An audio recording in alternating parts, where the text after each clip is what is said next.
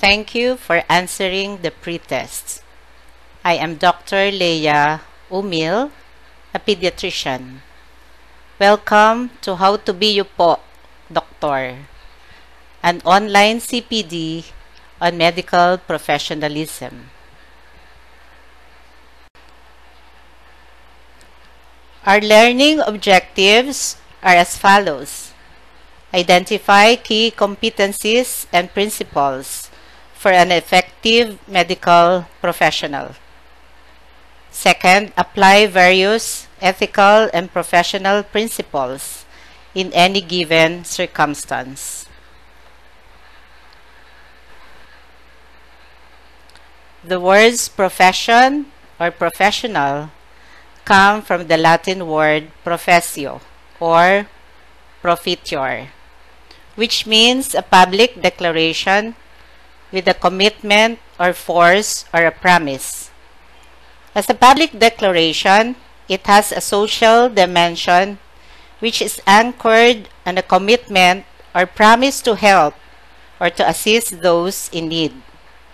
That is why the term does not come from the Latin word proficere, which means to profit, which is the very opposite of that declaration, to help society.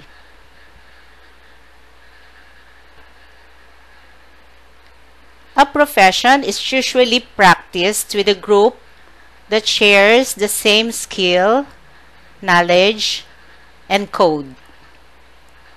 They declare in public that they will act in certain ways and that the group and the society may discipline those who fail to do according to what they profess. We have the traditional professions like medicine, law, divinity, which comprises doctors, lawyers, and clerics.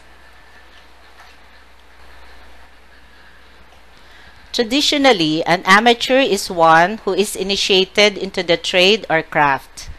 He is expected to be more erratic, more panicky, even more clumsy, and inelegant. The student of medicine, the residents or the fellows, are of the caliber of the amateur. On the other hand, the professional have more skill, knowledge, and experience, and they are at the high end of the craft or trade. They do things with supreme confidence, style, ease, with flair for the dramatic, and with the so-called finesse and touch.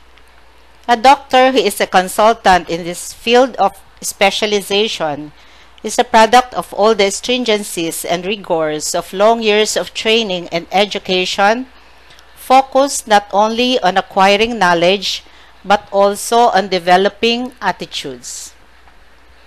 The difference that distinguishes a business and a profession may not be as we may want to know it to be, since professionals may engage in business and make a living by it. Professionals like doctors or priests have by their essence a fiduciary duty toward those they serve. This means that professionals have particular stringent obligations to assure that their actions serve the best interests of their patients or clients, even at the cost of themselves.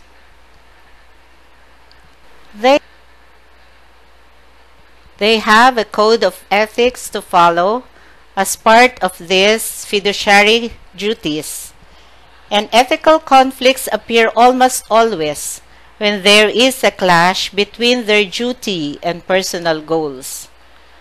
More concretely, for instance, a businessman who refuses free food for the hungry is normally not denounced by society, but if a doctor turns away a sick person for any reason, especially if he has no money, he is extremely and highly denounced and repulsed.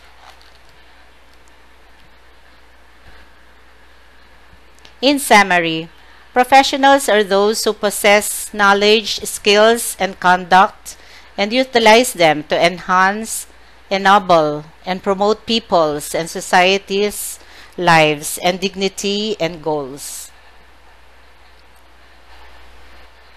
As professionals, they are guided by some code of conduct or ethics for clarity of purpose.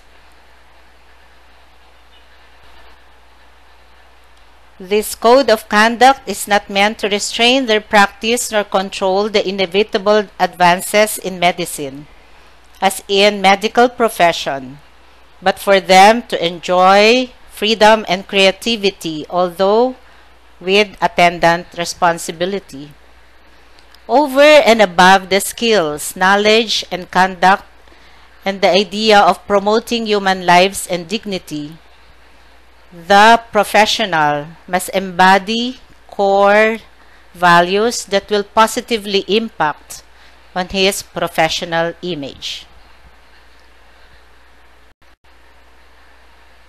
What therefore are these core values of a medical professional? They are commitment to competence and commitment to excellence.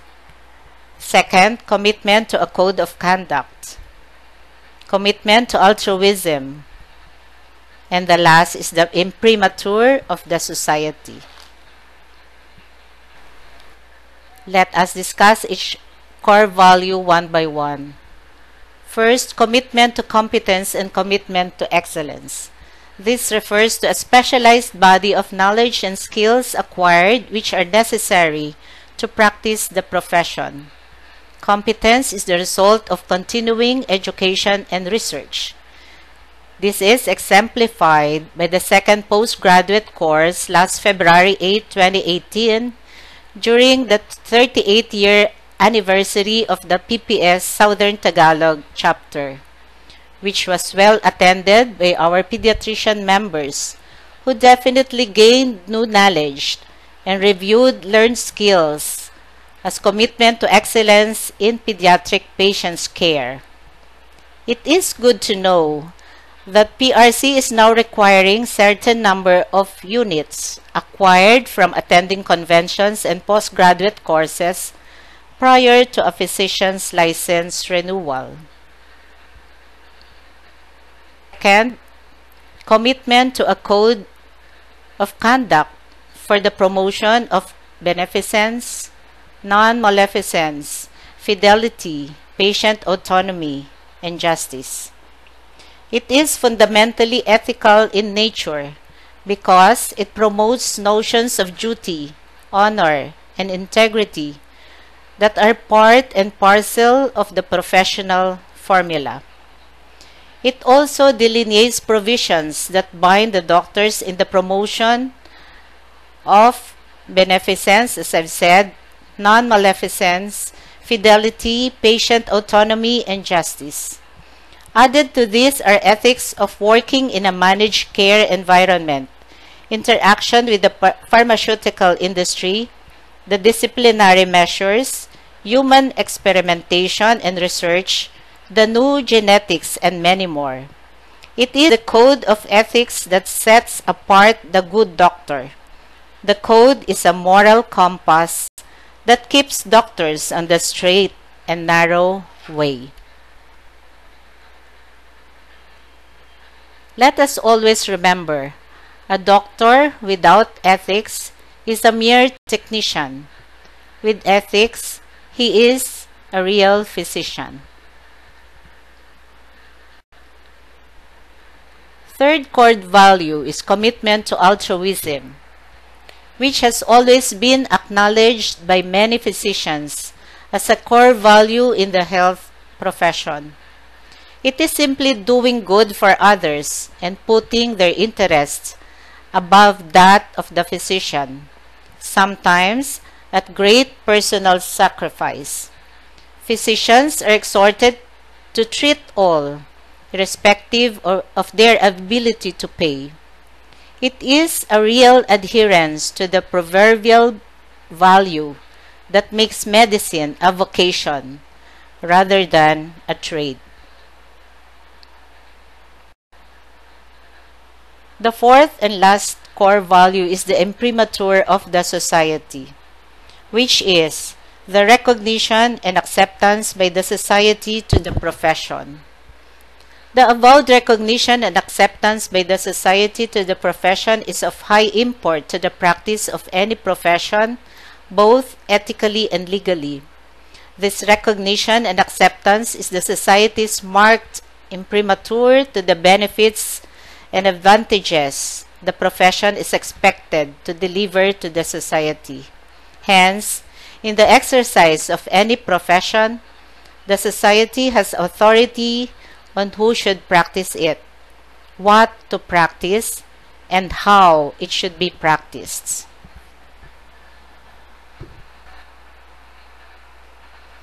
What are the other values of a medical professional?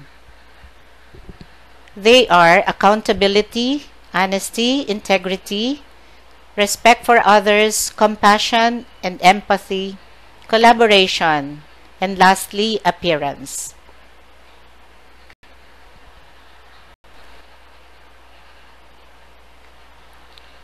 Accountability is kamalayan sa pananagutan. Physicians are accountable to their patients, colleagues, and society. They are bound to adhere to medical ethical practice.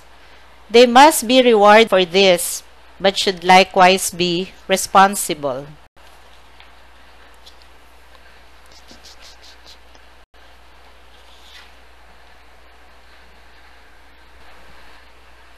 Honesty, integrity is kaganapan ng pag-uugali. With regards honesty and integrity, this refers to the consistent regard for the highest standard of behavior and the refusal to violate one's personal and professional codes. Honesty and integrity implies being fair, truthful, keeping one's words, meeting commitments, and being forthright in interaction with patients, peers, and all professional workers, whether through documentation, personal communications, presentations, researches, or other aspects of interaction. Next is respect for others, pagiging makatao. It is the essence of humanism, and humanism is central to professionalism. It is the recognition and treatment of all persons with dignity and worth. Compassion, empathy is pakikiramay. A physician must listen attentively and respond humanely to the concerns of patients and family members. Empathy for and relief from pain, discomfort, and anxiety should be part of one's professional undertaking. To be compassionate is to embody in ourselves suffering souls of others and feel with them how it is to be in pain.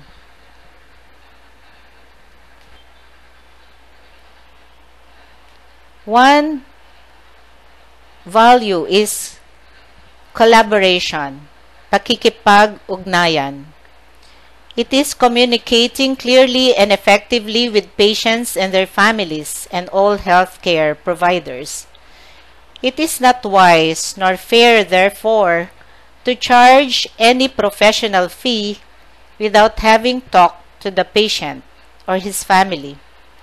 Doctors should coordinate efforts with other health carers, especially when co-management is necessary.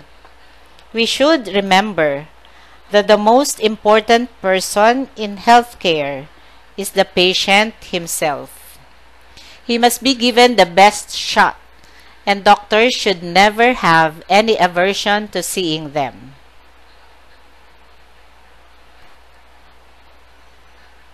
Appearance, or dissenting panglabas. According to Hippocrates, the physician must have a worthy appearance. He should look healthy and well-nourished, appropriate to her physique. For most people are of the opinion that those physicians who are not tidy in their own persons cannot look after others well. Furthermore, he must look to the cleanliness of his person. He must wear decent clothes and use perfumes with harmless smells. And most appropriately, he must not be smelling of cigarette smoke. Appearance likewise should include one's workplace because it is reflective of one's personality. Therefore, one must have a lovely office with a nice, courteous receptionist.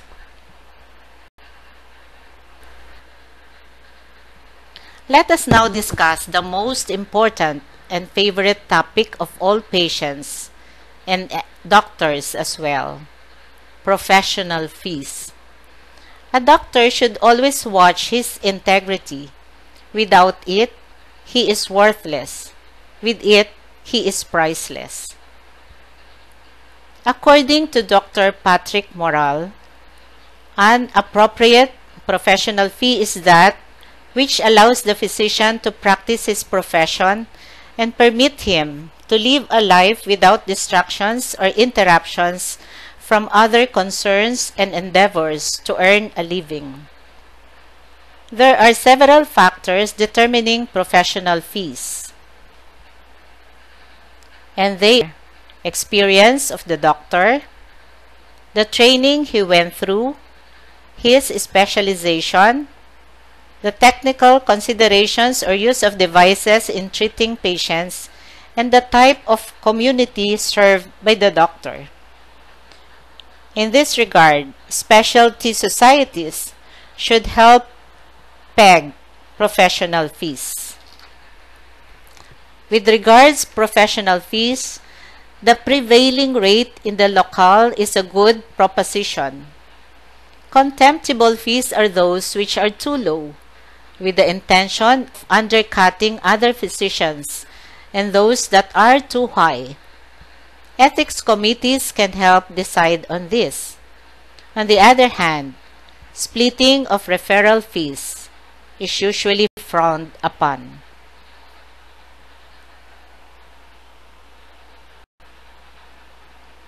Nowadays, there are so many challenges that confront a medical professional. What are these challenges to professionalism of health professional?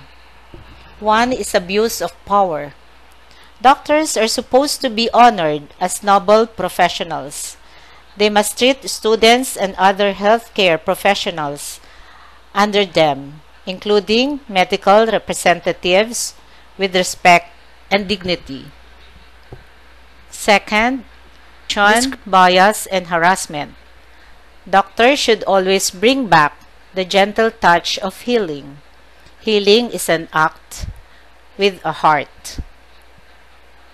Third, breach of confidentiality. Patients love to be cared, not bared in public.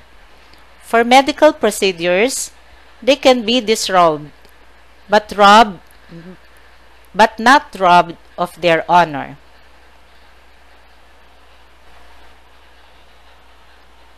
Fourth challenge is arrogance, which is an offensive display of superiority and self-importance. A study done in Mayo Clinic entitled Patients' Perspectives on Ideal Physicians' Behavior.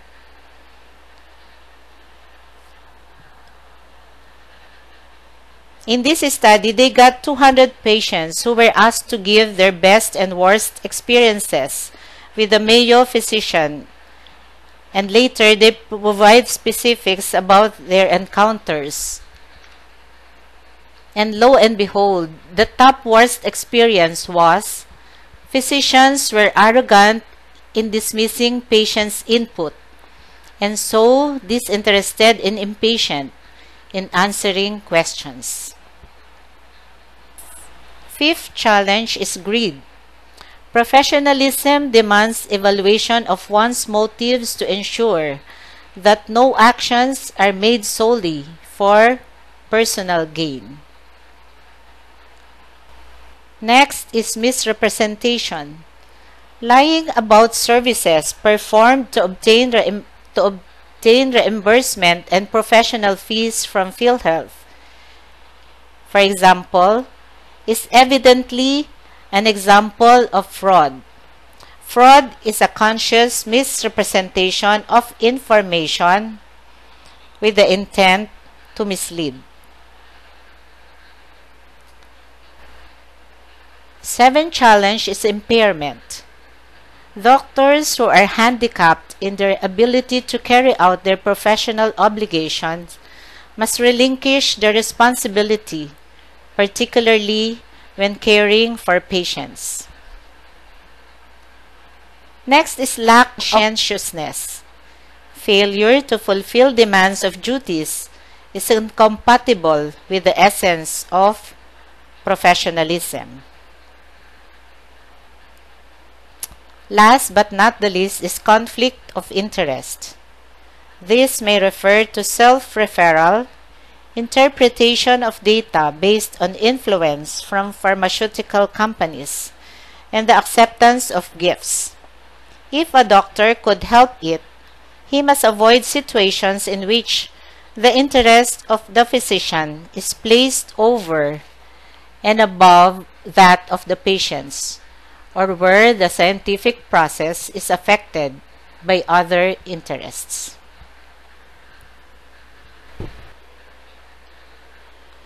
As a take-home message, the practice of medicine is therefore an ethical practice, and the medical profession, including the allied health profession, is considered a moral enterprise.